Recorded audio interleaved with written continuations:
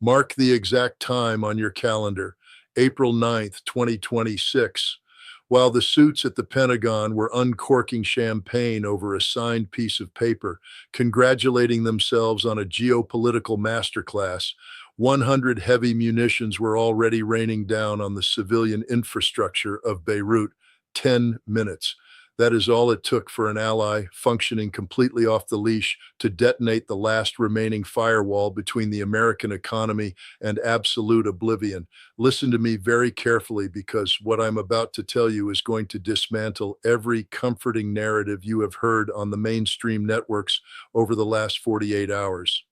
I spent years serving as a United States Marine Corps intelligence officer. I know exactly what it looks like when a command structure completely loses its grip on reality. I have sat in those sterile briefing rooms where career politicians try to dress up a catastrophic strategic failure in the vocabulary of a manageable incident. Right now, the media, spoon-fed by Pentagon public relations officers, is trying to sell you a fairy tale. They are parading the so-called 10-point plan as a diplomatic triumph. They are telling you that American deterrence has held, that the region is finally stabilizing under Washington's firm, guiding hand. That is not just a lie, it is an insult to your intelligence. What happened over the skies of Lebanon was not a localized skirmish. It certainly was not a separate issue functioning outside the parameters of the ceasefire, no matter what the President of the United States tries to tell you on national television. It was the deliberate, methodical destruction of an illusion, the illusion that Washington still controls the chessboard. When you provide the heavy munitions, when you fund the logistics, and when you guarantee the survival of a nation that then explicitly ignores your red lines to bombard a densely populated capital city, you are no longer a superpower dictating terms. You are a hostage holding the bag. You are a hostage to a runaway escalation cycle that is about to suck the lifeblood out of every working class household from Ohio to Texas. But to truly understand how a 10-minute bombing run thousands of miles away is about to shatter your financial reality, we first have to step out of the insulated fantasy of the Pentagon briefing room and walk directly into the suffocating dust of Beirut. You are standing in a city that just had its structural integrity systematically deleted. 100 separate targets, 10 minutes. I want you to calculate the physical reality of that metric. That is 10 kinetic strikes per minute, tearing through a densely populated urban center. You do not survive that kind of saturation bombing through strategy. You survive it purely through geographical luck. The collateral metrics are devastating. 182 lives extinguished, hundreds more critically injured in the exact amount of time it takes you to drink your morning coffee. The Israel Defense Forces will step up to the podium and tell you they were executing a precision intelligence operation. They will proudly announce the neutralization of the secretary to Hezbollah's leader, Naim Qassem. They will package this entire operation as a necessary decapitation strike to secure their northern flank, handing the media a neat, digestible talking point. Do not fall for the tactical packaging. If you sit at a targeting desk long enough, you learn to spot the difference between a military objective and a political provocation. This was not a military operation. It was a psychological detonation.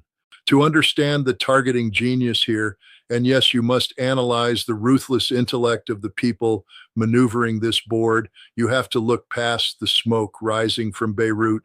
You have to look at the political survival mathematics of Prime Minister Benjamin Netanyahu.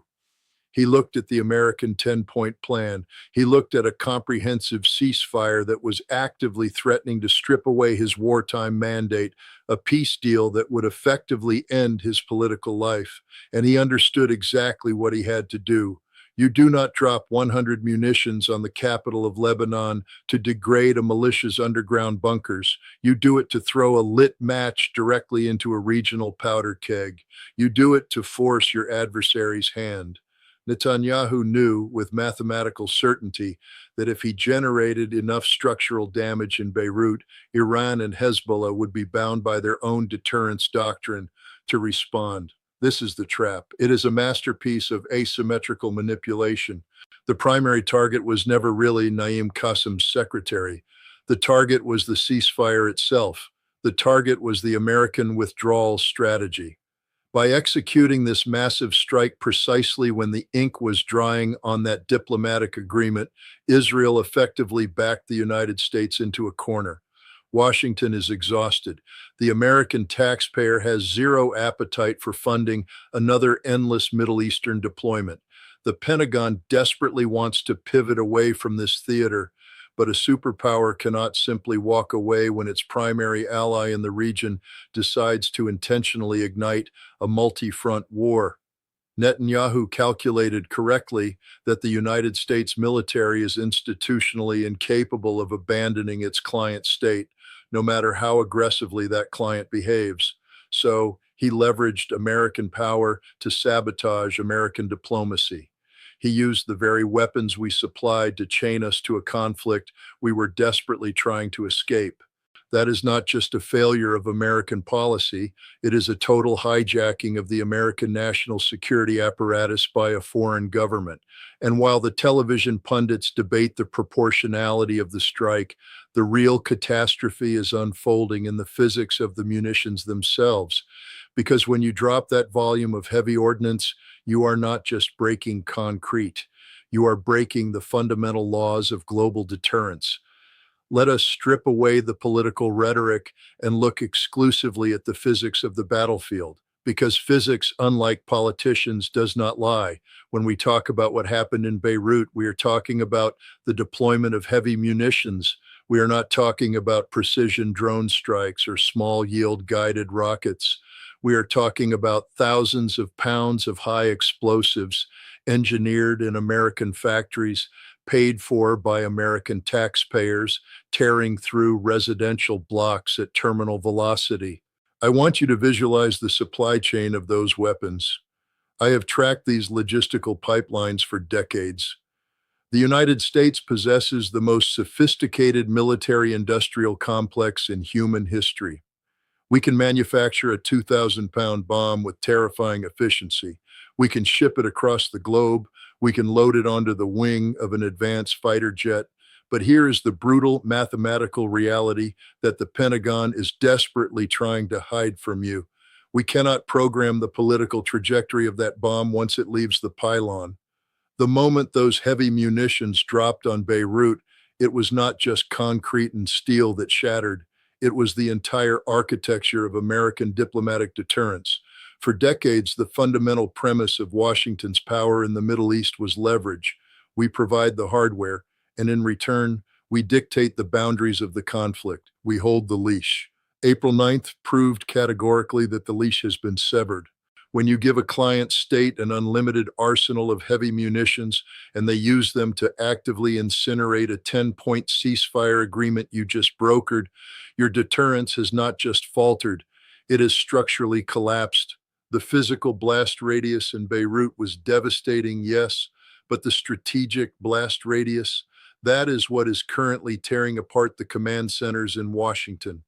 The United States is now trapped in a kinetic paradox. The White House cannot cut off the supply of these heavy munitions without triggering the immediate collapse of their primary ally's defensive posture. But if they keep supplying them, they are effectively financing the systematic destruction of their own regional strategy. Even the highest levels of the European Union are panicking. EU representatives had to step up and admit the horrifying obvious, stating publicly that the international community is providing the weapons but has absolutely zero capability to stop the destruction. Read that reality again carefully. A trillion-dollar global security apparatus reduced to the role of a helpless, paralyzed bystander watching its own munitions dismantle its own diplomatic treaties. This is what I call a physics defeat. It is not about a radar system failing to track a target. It is not about an interceptor missing its mark. It is about the absolute inability of political power to restrain kinetic energy once the transfer of weapons has occurred. And you need to understand the burn rate here. I am not just talking about the rate at which our client is dropping these bombs. I am talking about the burn rate of American Global Authority. A single heavy munition costs tens of thousands of dollars to manufacture. The diplomatic agreement it just destroyed was meant to safeguard trillions of dollars in global maritime trade. That is the asymmetric math of a dying empire. Every single crater left in Beirut burned through decades of diplomatic capital in a fraction of a second. The adversary does not even need to fire a shot to degrade American power. They just have to sit back and watch us supply the weapons that our ally uses to alienate the entire planet. And the cost of this physics defeat is not just measured in the rubble of Lebanon. Do not look at the sky over Beirut and think this does not affect you. You need to look at the shock wave traveling outward from those impact craters, because the kinetic energy of those heavy munitions did not stop at the city limits. It immediately and violently transitioned into an economic shock wave traveling directly toward the global energy markets. In modern warfare, an explosion in a capital city thousands of miles away does not stay localized. It translates into an immediate mathematical equation. And the equation that was just activated by those strikes is about to rip through your bank account with the force of an absolute nightmare. I want you to look closely at your bank statement. I want you to look at the grocery receipt sitting on your kitchen counter, the cost to fill up your vehicle this morning, and the interest rate that is actively suffocating your family's future. And I want you to understand with absolute clarity that you are currently paying defense contractors to make all of that exponentially worse. This is the asymmetric math of modern geopolitical failure. The Israel Defense Forces spent perhaps a few $1 million in aviation fuel, logistics, and heavy munitions to execute that 10-minute strike in Beirut. A few $1 million to level an urban block. But the true cost of that operation is not going to be paid by Tel Aviv. It is going to be extracted directly from your savings account. Let us talk about the geography of your money, because it begins and ends at the Strait of Hormuz. If you do not understand this narrow waterway, you do not understand the trap the United States has just walked blindly into. The Strait of Hormuz is the jugular vein of the industrialized world. Nearly a quarter of all global oil consumption and a massive percentage of liquefied natural gas passes through that specific choke point. The entire foundational premise of that 10-point ceasefire agreement, the very deal the Pentagon was celebrating, was to secure a rock-solid guarantee from Iran that the strait would remain open. That was the economic firewall. That was the only thing standing between the American consumer and crippling runaway inflation. By dropping 100 munitions on the Lebanese capital, the Israeli government did not just break a diplomatic treaty. They intentionally took a sledgehammer to that firewall. They have forced a strategic dilemma where closing the Strait of Hormuz is no longer just a theoretical Iranian warning. It has become a highly probable retaliatory mechanism. And when that waterway freezes, the logistical bankruptcy of the Western world begins almost overnight. Let that reality sink in for a moment. I want you to picture a decaying concrete bridge in Ohio that your local municipality claims it simply cannot afford to fix. I want you to think about an overcrowded, underfunded public school in Texas. The capital that should have been invested in the structural integrity of your own country has instead been continuously funneled into defense packages and missile interceptors. And what is the return on that taxpayer investment? You have funded the military apparatus of an ally who just deliberately triggered the conditions for a global energy crisis. You are quite literally paying the invoice for your own systemic collapse. If the flow of energy through the Gulf is disrupted, we are not talking about a temporary inconvenience at the gas pump. We are talking about a catastrophic, compounding financial suffocation. When the price of crude oil skyrockets, the cost of agricultural fertilizer immediately follows. When fertilizer becomes unaffordable, the global food supply chain fractures, and the price of basic nutrition at your local supermarket spirals completely out of control. Every single sector of the American economy, from the diesel trucks delivering your online packages to the maritime shipping lines carrying manufacturing components, relies on the stability that was just detonated in Beirut. The people sitting in Washington know this. They know the math, but they are willing to let the American working class absorb the shockwave of a shattered global economy rather than hold their primary client state accountable. They are perfectly content to watch your purchasing power evaporate, to watch your retirement funds bleed out, all to maintain the illusion of a foreign policy that has completely failed.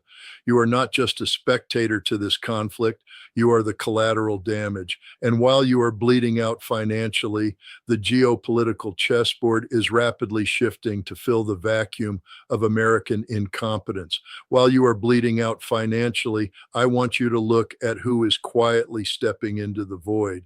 This is the great power chessboard, and the United States is currently playing itself into a corner. Every time a multi-million-dollar interceptor is fired at a cheap drone, every time $1 billion of American naval architecture is deployed to guard a commercial shipping lane that our own ally just destabilized, Beijing and Moscow are taking notes. They are watching the United States willingly drain its strategic reserves, its industrial capacity, and its global authority to manage a crisis that Washington no longer has the political courage to stop. The situation in the Persian Gulf has deteriorated so severely that the Western diplomatic corps is practically on its knees. They are floating what is quietly being referred to as the 15-point plan. The media will package this for you as a bold peace initiative. Let me strip away the diplomatic varnish and tell you what it actually is. It is a framework for regional capitulation. It demands the comprehensive withdrawal of American military forces from the theater, and it includes mechanisms that are, for all practical purposes, financial reparations to Iran. That is the humiliating price Washington was willing to pay just to keep the Strait of Hormuz functioning and save the Western economy. And yet, the very moment that fragile lifeline was being established, the Israeli government decided to drop 100 heavy munitions on Beirut. They looked at the American exit strategy, decided it was inconvenient for their domestic political survival, and intentionally blew it up. Now look at the institutional response. Look at the absolute strategic bankruptcy of the people steering this ship.